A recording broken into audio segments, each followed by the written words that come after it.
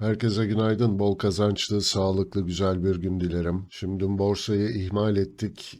Bugün de biraz geç kaldık ama es geçmek istemedim. Şöyle bir endekslere hemen hızlıca bir bakalım. Grafiklere geçmeden önce beğenilerinizin ve yorumlarınızın kanal için çok önemli olduğunu hatırlatmak istiyorum. Ayrıca abone olup olmadığımızı bir kontrol edersek sevinirim. Ve hemen hızlıca bir S&P ile başlayalım. S&P'de şu yatay alanda uzun zamandır takip ettiğimiz düşüş trendini kırmak için güç topladığı bir süreci takip ediyoruz. Şu an için bu trendin üstüne atmış durumda ancak yukarıda 4106-4140 direnci geçilmediği sürece tekrar buradan geri dönme ihtimali güncel olacak. Aşağıda da 3891-3883 desteği var. Bu destek kırılmadığı sürece de yukarı yönlü hareketlerin gelme ihtimali güçlü olmaya devam edecek. Dolayısıyla şu yatay bandın ne yöne kırılacağı bizim için çok önemli. Bakın burada geçmişte bir fitil atmıştık 4140'lara doğru. Buradan tekrar satışlar gelmişti. Dolayısıyla yukarıda 4106'nın geçilmesi yeterli olmayacaktır. Burada gene benzer bir hareket gelebilir. 4140'ın geçildiğini görmemiz lazım. Uzun lafın kısası şu an için bir belirsizlik söz konusu. S&P'nin bu bölgede güç toplayıp toplayamayacağını takip edeceğiz. Bunun için de yukarıda 4140 kırılacak olursa güç topladığı yükselişe devam. Aşağıda ise öncelikle 3883 arkasından da şu son yükseliş öncesinde oluşturduğu dip bölgesi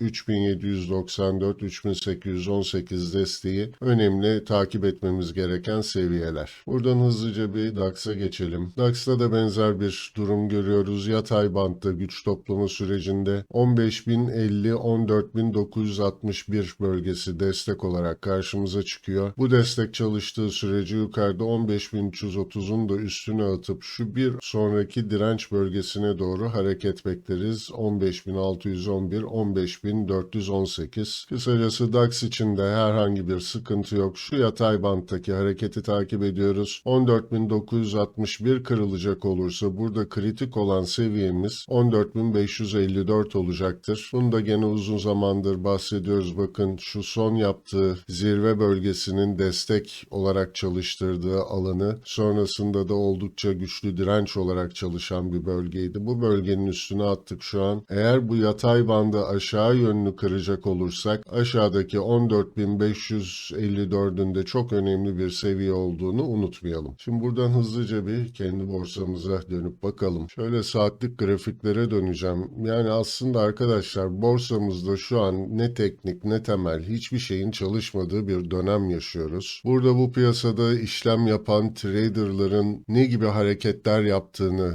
takip ediyor olmak, biliyor olmak fark yaratacak bir durumdur. Bu yatırımcılar için de iki zaman dilimi çok kıymetlidir, çok önemlidir. Birincisi gün kapanışları, ikincisi de hafta kapanışları. Buradan şöyle bir Matrix ekranına geçip aslında bunu size anlatmak istiyorum. Şimdi bakın burada bir önceki günden başlamak istiyorum analize. Gün içinde 5414'lerden gelen bir satış süreci izledik. Saat akşam üzeri 5'te tekrar bakın burada bir alıma dönüldüğünü piyasada görüyoruz. İşte bu bahsettiğim traderların, bu piyasada al-sat yapanların oyuna girdiği bir süreci bize gösteriyor. Kapanışa doğru buradan alımlarla günü bitiriyorlar. Ertesi günün açılışında gap'li bir açılış ve bakın bu bölgeden de tekrar satışa dönüyorlar. Bunu daha önceki videolarımda da bahsetmiştim. Gün içi yükselişlere çok fazla aldanmayın. Gün kapanışını takip edin diye. Ancak bu düzenin içerisinde olabilmek için de çok ciddi bilgilere ihtiyacınız var. Örneğin bir derinlik analizi yapabiliyor olmanız lazım. Aracı kurum dağılımlarını takip edebiliyor olmanız lazım. Alıcı satıcı dengesini kontrol etmek için takas analizi yapabiliyor olmanız lazım. Yabancı nerede işlem yapıyor? Yatırım fonları hangi hisselerde pozisyon alıyor vesaire. Bunları çok yakından takip edebiliyor olmanız lazım. Yani sadece böyle grafiklere bakıp da gün içi alayım satayım gibi işlemlere kalkıştığınızda çok üzülebilirsiniz. Çünkü burada bir alım süreci başlar ve kapanışa doğru tekrar bu piyasanın çok sert satışa döndüğü dönemleri göreceğiz artık. Fırsatları kaçırmama uğruna çok ciddi zararlar edebilirsiniz. Lütfen çok dikkat edin. Hafta sonları da hafta sonun riskini almak istemeyenlerin satışı gibi söylemlerle yaşanabilecek satışlar bir daha geri dönüşü olmayan bir sürecin başlangıcı da olabilir. O nedenle hafta sonu satışlarında da lütfen yakın stoplu işlemler yapmaya özen gösterin. Şimdi hemen burada önemli olan seviyelerimizi bir gözden geçirelim. Geçtiğimiz haftalarda 5420'nin çok önemli olduğunu konuşmuştuk. Bunun üstünde hareketler gördük. Ancak RSI'dan baktığımız zaman bu son yükselişin güçsüz bir yükseliş olduğunu ve bir negatif uyumsuzluk olduğunu görüyoruz. Sonrasında da zaten tekrar bakın 5420'nin altına sert bir satış geldi. İki defa da bu bölgeyi tekrar direnç olarak çalıştırıp şu son dünkü satışı da takip ettik. Dolayısıyla bugün için yukarıda 5420 direnci yakından takip edilmeli. Üstüne attığımız takdirde şu düşüşte bir güç topladık ve yükselişe devam ediyoruz deriz ve 5700'ü tekrar